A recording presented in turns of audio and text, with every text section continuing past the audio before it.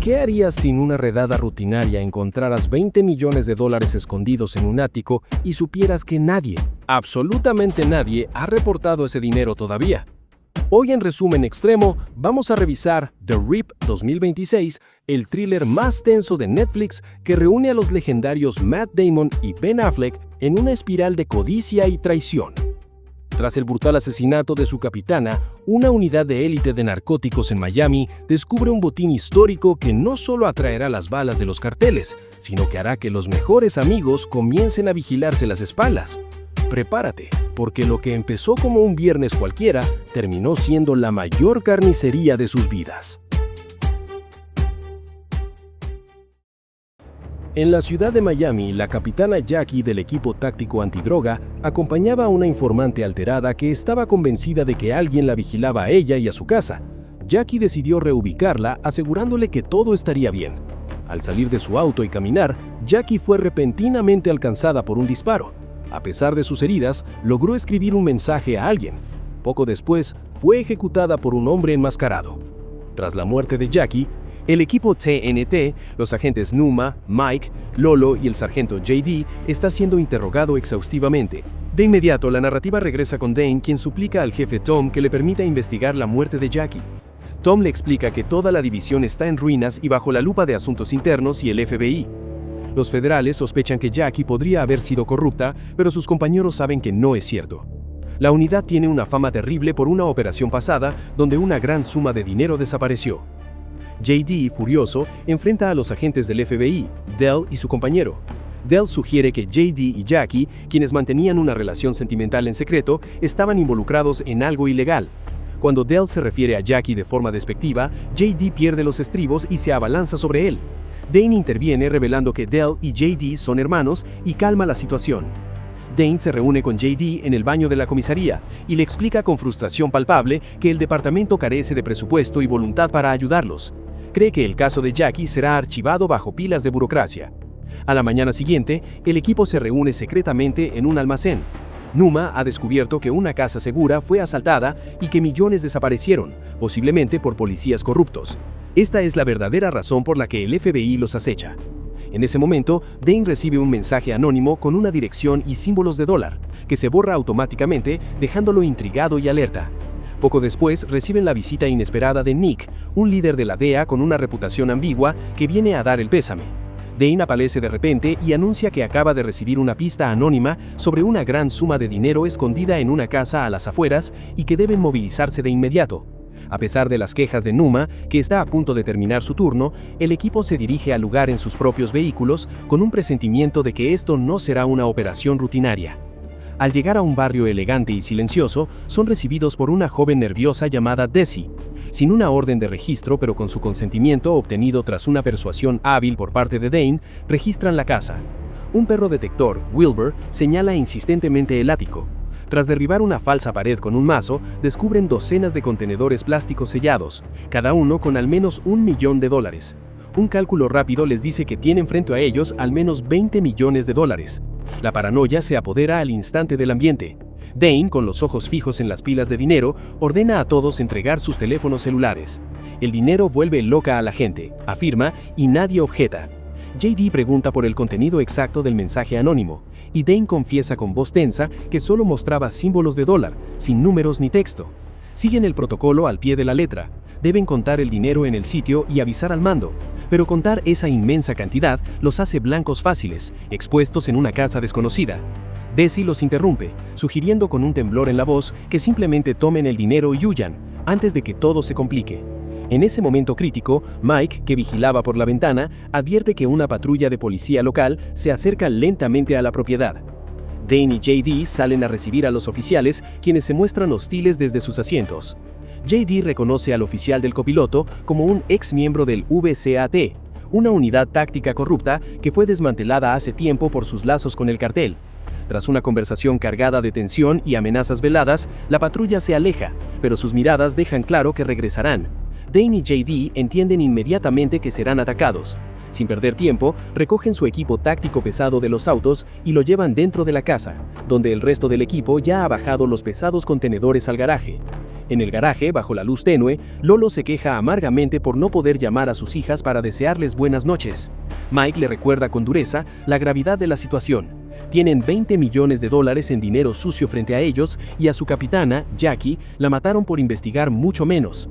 Dane entró y ordenó a todos ponerse los coletes antibalas y preparar las armas. Mike se ofrece rápidamente para vigilar afuera, pero una vez en la oscuridad del jardín, en un momento de secreto, saca un teléfono desechable de su chaleco y envía un mensaje críptico. Dentro, en la cocina, Desi, aún atada a una silla, finalmente confiesa entre sollozos. Explica que una vez al mes recibe un mensaje anónimo ordenándole abandonar la casa por unas horas y al regresar siempre encuentra un fajo de dinero sobre la mesa. Nunca supo para qué se usaba la vivienda, solo aceptó el trato por desesperación económica. Dane revisa rápidamente su archivo en una tablet y descubre que Desi es en realidad una informante confidencial que años atrás entregó a su exnovio por tráfico de drogas. JD se acerca y la presiona con preguntas agresivas, pero antes de que pueda revelar algo más, un teléfono viejo de disco suena estridentemente en la sala. Una voz mecánica y distorsionada advierte: tienen 30 minutos para abandonar la propiedad con exactamente $150,000 o todos morirán. JD confronta a Dane en privado en un rincón del garaje exigiéndole una explicación coherente de por qué se niega a llamar refuerzos. Dane le confiesa parte de su plan. Deliberadamente les dio una cifra distinta de dinero a cada miembro del equipo. Si la voz del extorsionador mencionó exactamente $150,000, solo una persona en el equipo conoce esa cifra específica: el traidor. Cuando JD se marcha, Dane mira su teléfono con solemnidad. El mensaje anónimo que recibió en realidad fue enviado por Jackie segundos antes de morir y contenía solo la dirección y un símbolo de peligro. Mientras, el equipo comienza el laborioso proceso de contar el dinero. Lolo, con un fajo de billetes en la mano, no puede evitar fantasear en voz baja con lo que esa pequeña porción podría hacer por el futuro de sus hijas. JD, consumido por la desconfianza, se escapa a un rincón y llama a Nick de la DEA. Nick le revela información alarmante y confidencial. El matrimonio de Dane se rompió hace un año, está en bancarrota por los gastos médicos de su hijo fallecido y existen reportes sellados que sugieren desvíos. Le advierte que no confía en él y pide 10 minutos para darle información más sólida. Afuera, en la oscuridad silenciosa del vecindario, Mike vigila cuando de repente todas las casas del callejón sin salida encienden sus luces de jardín, una tras otra, en una secuencia espeluznante. Una luz en una puerta parpadea de manera insistente. JD llega a su lado y, observando con atención, deduce que el patrón es código Morse y deletrea la palabra cerdos. Su presencia ha sido descubierta. Ordena a Mike que busque a Dane en la casa principal mientras él investiga personalmente la vivienda sospechosa. Mike asiente, pero en cuanto JD se da la vuelta, aprovecha para enviar otro mensaje de voz urgente desde su teléfono desechable. Es ahora, se acaba el tiempo. Dentro, Dane finalmente llama al jefe Tom. Con voz calmada pero firme, informa del decomiso, pero reporta solo la cifra de $150,000. Mike entra en ese momento y Desi, aprovechando un segundo de distracción, le dice a Mike que Dane planea robar el botín y que mintió sobre la cantidad. Mike guarda silencio, pero sus ojos delatan un conflicto interno. En ese preciso instante, Dane aparece y Mike le informa sobre la casa del código Morse. Sin más dilación, ambos salen a investigar. Apenas se van, el teléfono viejo suena de nuevo. Numa contesta y la misma voz distorsionada les da un ultimátum final. Tienen 10 minutos para irse o serán masacrados. Mientras, JD entra sigilosamente en la casa de la esquina, encuentra equipo de vigilancia de alta gama y registra las habitaciones vacías. Recibe un mensaje de Nick. La denuncia original que usó Dane era falsa. No hay registro de ella en el sistema del departamento. Afuera, Mike guía a Dane por la calle oscura hasta la casa señalada, pero Dane se detiene pronto. Bajo la tenue luz de la luna, lo mira fijamente y le pregunta sin rodeos si es un soplón. Mike suelta una risa nerviosa y tilda la pregunta de broma. Dane, sin alterarse, lo envía de regreso a la casa principal. Una vez a solas, Mike envía un mensaje de voz desesperado. Deben moverse rápido, el tiempo se acaba. Dane lo sabe. De vuelta en la casa principal, un silencio ominoso precede al caos. Las luces se cortan justo cuando termina el plazo. Entonces, múltiples puntos verdes de láser de puntería recorren las paredes del garaje, seguidos por una lluvia devastadora de balas que hace añicos las ventanas. El viejo auto que Jed había colocado estratégicamente como barricada salva sus vidas, deteniendo la mayoría de los proyectiles. La unidad responde al fuego, pero en el confín, Lolo grita al recibir un impacto en la pierna. Numa, sin pensarlo dos veces, decide quedarse atrás para aplicar un torniquete, mientras Dane y Mike, cubriéndose, salen valientemente para enfrentar a los atacantes. En la calle, solo encuentran vehículos destrozados y el eco de los motores que huyen. Persiguen las sombras que huyen hacia un callejón trasero, pero caen en una emboscada perfecta desde los tejados. Una andanada de balas casi los fulmina, pero logran refugiarse tras un contenedor de basura. Con esfuerzo, contraatacan y continúan la persecución a través de patios traseros hasta que los atacantes logran escapar en una camioneta negra que apareció de la nada. Jadeantes y alertas, un sujeto desconocido, Luke, emerge de las sombras. Dane, con el arma levantada, está a punto de disparar cuando JD llega corriendo y grita que es un aliado. Luke, calmado, se identifica como vigía del cartel local, asegura que su gente no fue el atacante y, para demostrarlo, llama a su líder en altavoz. La voz fría y calculadora del narcotraficante confirma por el teléfono: renuncian al dinero, no quieren una guerra con el FBI y les desea suerte porque la van a necesitar. Al regresar al garaje humeante, la desconfianza hierve a flor de piel. JD acusa a Dane de inventar la denuncia anónima, ya que Nick le confirmó que no existía. Dane contraataca con ferocidad, señalando que JD desapareció por media hora y regresó con un vigía del cartel como si fuera su mejor amigo. La paranoia se generaliza. JD, con voz temblorosa de rabia, revela entonces la declaración más cruda. El líder del cartel dijo que a Jackie la mató un miembro de su propia unidad. Esto significa que el traidor está entre ellos en ese mismo garaje. JD, con lágrimas de furia en los ojos, acusa formalmente a Dane de ser el asesino. Los insultos vuelan y se desata una pelea violenta entre ambos, puñetazos que solo son separados por la intervención física de Numa y Mike. Dane, sangrando por el labio pero con autoridad recuperada, ordena empacar todo el dinero en bolsas negras de transporte. Mike se escapa al baño, buscando desesperadamente su teléfono desechable, pero descubre con horror que lo perdió durante la persecución callejera. Poco después, el teléfono personal de JB suena. Es Nick, informándole que ya viene en camino con un vehículo blindado de la DEA y un equipo de extrema confianza. En el garaje, el equipo termina de sellar 5 enormes fardos con cinta adhesiva, cada uno con aproximadamente $4 millones. El sonido de un motor potente anuncia la llegada de Nick.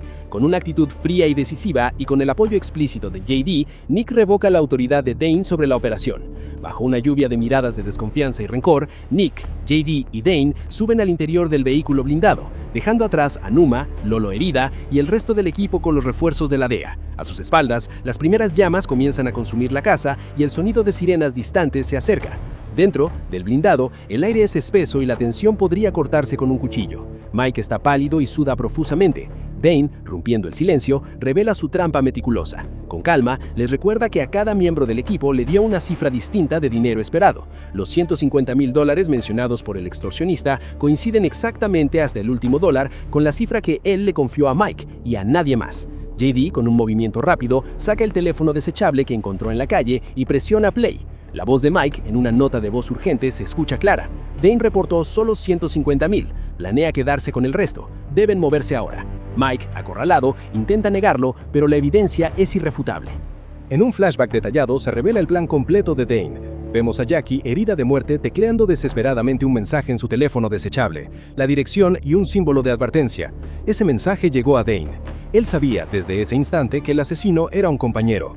Su plan fue una compleja obra de teatro. Las cifras falsas, la paranoia inducida, la falsa pelea en el garaje orquestada para que el traidor se sintiera seguro y cometiera un error. Mike, codicioso y nervioso, cayó en cada trampa. Pero faltaba el eslabón principal, su cómplice externo. Dane le ofrece a Mike una última oportunidad, un acuerdo de delación. Mike, viéndose sin salida, acepta. Con manos temblorosas, toma el teléfono desechable y marca el número de su contacto. Todos contienen la respiración. Dentro del blindado solo se escucha el tono de llamada. Y entonces, inesperadamente, el teléfono oculto en el forro interior del chaleco antibalas de Nick comienza a vibrar y a sonar, iluminando su rostro con una luz azul fantasmagórica. La mirada de Nick se transforma en una máscara de pánico y furia. Nick, descubierto como el cerebro de la operación corrupta, reacciona con la velocidad de una serpiente. Dispara su arma hacia Mike, pero el movimiento brusco del vehículo hace que la bala solo le roce el oído, dejando un surco sangrante. Se desata un infierno dentro del espacio metálico. El conductor, un hombre de Nick, abre la ventanilla interna de seguridad y comienza a disparar su pistola hacia atrás. Una bala rebota en una placa de metal e hiere a Dane en el hombro, haciendo que caiga al suelo. Nick aprovecha para dominar la situación, desarmando a JD y apuntando a ambos policías heridos. En ese momento, los dos policías corruptos del VCAT que habían estado siguiéndolos se acoplan al blindado. Nick, ahora con refuerzos, tiene el control total. Con los cañones de las armas apuntándoles, JD pregunta con voz ronca quién mató realmente a Jackie. Nick, con una sonrisa fría y desprovista de remordimientos, responde: ella estuvo en el lugar equivocado, fue un daño colateral. Un flashback gráfico muestra la escena desde la perspectiva de Nick. Él, con su escopeta, es quien se acerca al cuerpo herido de Jackie entre los autos y jala el gatillo a quemarropa. Justo cuando Nick se prepara para ejecutar a Dane y JD y huir con el botín, el teléfono de JD, olvidado en el suelo, suena. Es su hermano, el agente especial Dell del FBI. Con un último esfuerzo, JD rueda y activa el altavoz. La voz de Dell resuena en el blindado. «Hola, rata, ¿pensaste que no rastrearíamos el dinero, señuelo?» De repente, potentes reflectores desde helicópteros y vehículos blindados del FBI inundan la calle, cercando el convoy. Nick queda paralizado por el miedo. Desesperado, ofrece un trato a Dane y JD. Pueden decir que trabajaron juntos y echarle toda la culpa a los policías del VCAT. Nadie necesita saber sobre Jackie. JD se ríe con amargura y señala el teléfono. La llamada está activa, Nick. Todo el FBI acaba de oírte confesar un asesinato. Nick, enloquecido por la derrota, levanta su arma para matarlos, pero Mike, quien había permanecido semi-inconsciente, hace un último movimiento desesperado. Con un grito, alcanza una pistola de respaldo atada a su tobillo y descarga el cargador contra el pecho de Nick. El chaleco antibalas de Nick absorbe los impactos, pero la fuerza lo arroja contra la pared.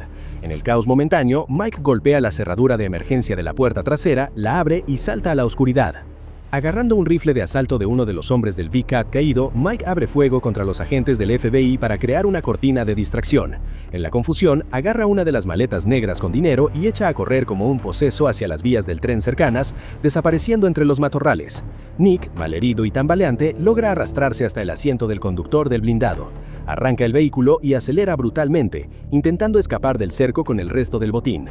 JD, reaccionando al instante, sale del blindado dañado y se lanza a una camioneta abandonada en la calle, iniciando una persecución a alta velocidad.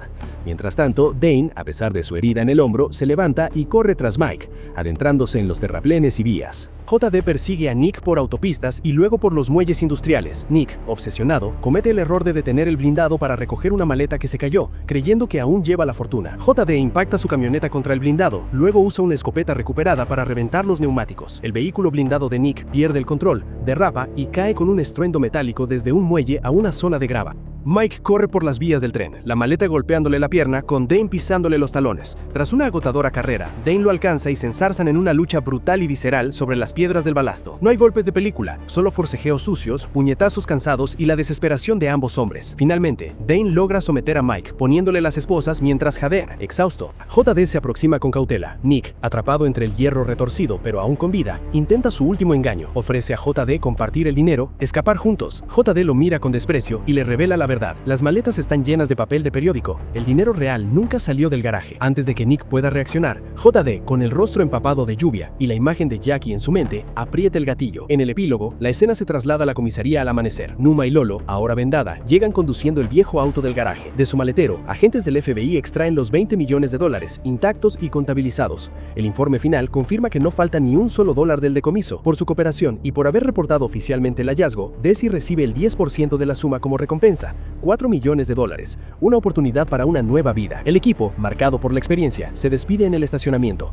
Hay una camaradería fatigada, pero también heridas que no son físicas. JD se acerca a su hermano Dell y un apretón de manos firmes sustituye las palabras, sellando una frágil tregua familiar. Desi busca a Dane antes de irse. Le da las gracias, no solo por el dinero, sino por haberla tratado con humanidad. Con lágrimas en los ojos, le confiesa su carga más pesada. Ella era la informante de Jackie. Fue su llamada de ayuda la que atrajo a Jackie a la trampa mortal. Dane la consuela, diciéndole que Jackie murió haciendo lo correcto y que gracias a su valentía se pudo desenmascarar a los corruptos. La película termina con una escena serena y poderosa. Dane y JD están sentados en la playa de Miami al atardecer, cada uno con una cerveza fría en la mano. No hablan mucho, observan cómo las olas rompen, lavando simbólicamente la sangre y la traición de la noche anterior. Comparten un momento de paz duramente ganado, dos hombres cansados que a pesar de todo, lograron mantenerse del lado correcto de la delgada línea. Saben que habrá más retos, más sombras, pero por ahora, bajo el cielo anaranjado, permiten que sus viejos huesos descansen, contemplando un horizonte que, por fin, parece un poco más claro.